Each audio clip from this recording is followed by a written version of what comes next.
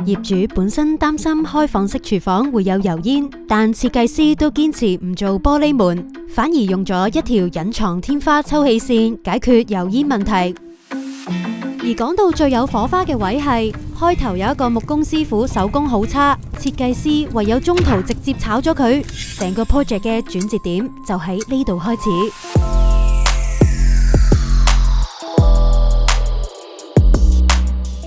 今次呢個單位咧係喺九肚山嘅九龍山一個1500尺嘅單位，原則係一個4房嘅佈局嚟嘅。咁客人係有3個人居住啦，所以喺空間上面咧想做一啲改動去配合翻佢嘅需要。風格上面咧，我哋主要係以輕奢華嘅方向為主嘅。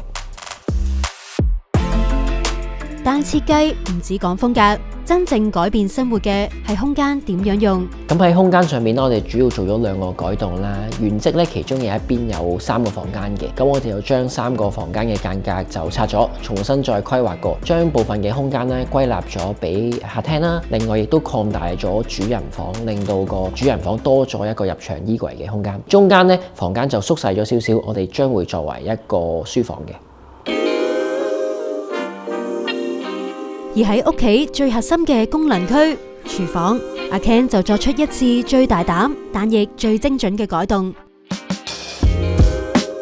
咁廚房拆除咗之後啦，客飯廳嘅空間其實大咗，我哋有足夠嘅位置可以加設咗一個中島櫃。咁呢一個中島嘅設計啦，主要有2個嘅元素嘅。首先就係台面嘅物料啦，我哋選用咗一個帶金點嘅雲石啦，帶出翻個奢華感。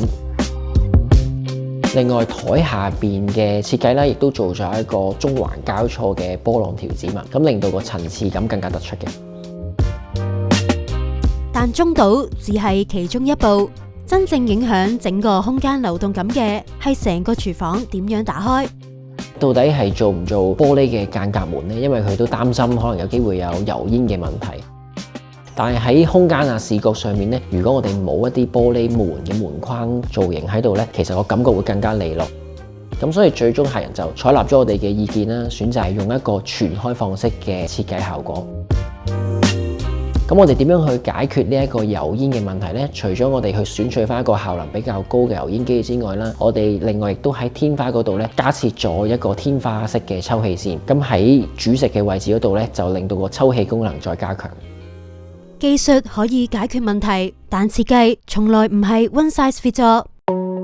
唔係間屋咧，我都建議做全開放式嘅廚房嘅，都要視乎翻個單位廚房嘅位置啦。好似呢一個單位咁，如果我哋個廚房改成為一個全開放式嘅設計嘅話咧，可以更加令到個客飯廳同廚房嘅空間融入埋一齊，達至到一個好方方正正嘅客飯廳。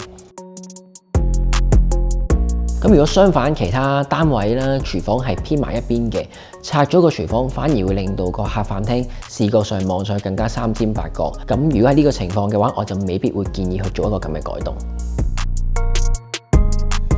對一個室內設計團隊嚟講，畫靚圖唔難，真正難嘅係地盤現場將佢變成現實。咁其實呢一個單位施工嘅時候啦，大致上都係順暢嘅。咁但係我哋遇到一個問題就係喺我上單位做監工嘅時候咧，發現開頭咧幫我哋木工嘅其中一個師傅啦，喺時間上邊啊，或者啲品質啊、手工上邊咧就未如理想。工程進度慢，手工未達標，單位嘅未來開始出現變數。咁都令到其實我哋幾頭痛啊！咁所以我哋就好果斷咁樣決定咧，去更換另一個木工師傅去繼續呢個工程。更換咗一個合適嘅施工團隊之後啦，咁喺時間上邊啊，亦都會控制翻去翻我哋原先計劃嘅進度啦。最終完成嗰一刻，連阿 Ken 自己都驚喜，不但100% 還原設計圖，仲因應現場升級咗物料。喺還原度上邊啦，如果100分裏邊，其實我會俾100分嘅。雖然同效果圖咧，的確係會有少少唔同嘅，咁但係主要喺邊啲地方係有分別咧？其實喺我哋選取物料嘅時間，我哋揀咗更加理想嘅材料啦。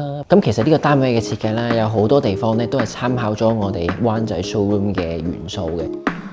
因為客人去到我哋嘅 office 都見得到好多一啲佢好中意嘅細節位啦，例如呢一間屋用緊嘅鋼材啦，都係參照咗我哋灣仔 showroom 用嘅青古同拉絲鋼啦。咁呢一個係特製嘅顏色嚟嘅，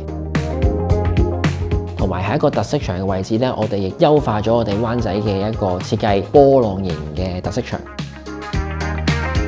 咁第二個元素咧就係喺餐台嗰度採用咗我哋 showroom 都有用嘅孔雀石啦，燈光底下咧會呈現到一個幻彩七色嘅效果啦，感覺出嚟都幾特別嘅。咁第三個元素咧就係客飯廳採用嘅木紋啦。咁我同客人喺第一次參觀我哋 showroom 嘅時候咧，佢見到呢隻木紋已經好中意啦，同我講話佢希望喺間屋度用得到呢一種物料。